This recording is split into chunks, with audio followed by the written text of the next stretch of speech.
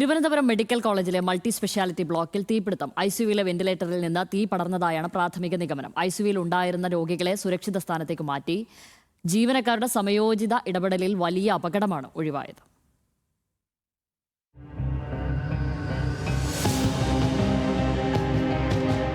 രാവിലെ 9 മണിയോടെയായിരുന്നു മെഡിക്കൽ കോളേജിലെ മൾട്ടി സ്പെഷ്യാലിറ്റി ബ്ലോക്കിലെ ഐസിയുവിൽ തീപിടുത്തമുണ്ടായത്. അപകട സമയം ബ്ലോക്കിൽ 33 രോഗികളും കൂട്ടിരിപ്പുകാരുമുണ്ടായിരുന്നു. രൂക്ഷമായ പുക ഉയർന്നതോടെ ആശുപത്രി ജീവനക്കാർ ചേർന്ന് തീ അണയ്ക്കുകയും രോഗികളെ സുരക്ഷിത സ്ഥാനത്തേക്ക് മാറ്റുകയും ചെയ്തു.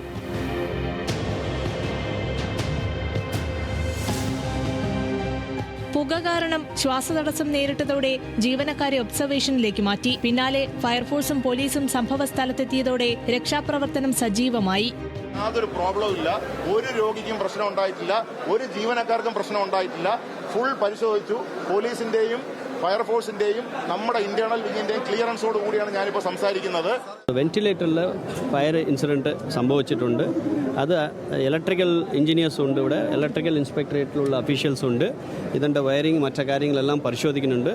മറ്റു ഫ്ലോസ് എല്ലാം ഇപ്പോൾ വേറെ പ്രശ്നങ്ങളൊന്നുമില്ലെന്നാണ് അവർ എന്നോട് പറഞ്ഞത്. രോഗികളെ എത്തിച്ച വാർഡുകളിൽ ഐസിയു അടക്കമുള്ള സംവിധാനങ്ങൾ ഏർപ്പെടുത്തിയിട്ടുണ്ട്. തീപിടുത്തമുണ്ടായതിന്റെ കാരണം പരിശോധിക്കുമെന്ന് ആരോഗ്യവകുപ്പ് additional chief secretary Rajan Khobragade അറിയിച്ചു. അവിടുത്തെ ഒരു വെന്റിലേറ്റർ അത് ബർസ്റ്റ് ആയി. പക്ഷെ പ്രത്യേകിച്ച് പറയാനുള്ളത് അവിടുത്തെ ഹൗസ് സർജൻ, തൊട്ടടുത്ത ഉള്ള 3 ഡോക്ടേഴ്സ്, നഴ്സസ് അവിടുത്തെ ഫയർ എക്സ്റ്റിംഗ്വിഷർ ഉപയോഗിച്ചുകൊണ്ട് അത് കൺട്രോളിലാക്കി.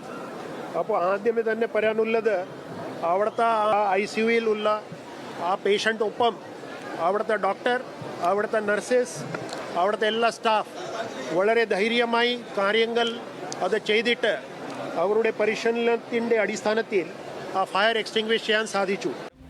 അപകടത്തിന് പിന്നാലെ എല്ലാ ജില്ലയിലെയും മെഡിക്കൽ കോളേജുകളിൽ പരിശോധന നടത്താൻ ഇലക്ട്രിക്കൽ ഇൻസ്പെക്ടറേറ്റ് നിർദ്ദേശം നൽകി. ന്യൂസ് മലയാളം, തിരുവനന്തപുരം.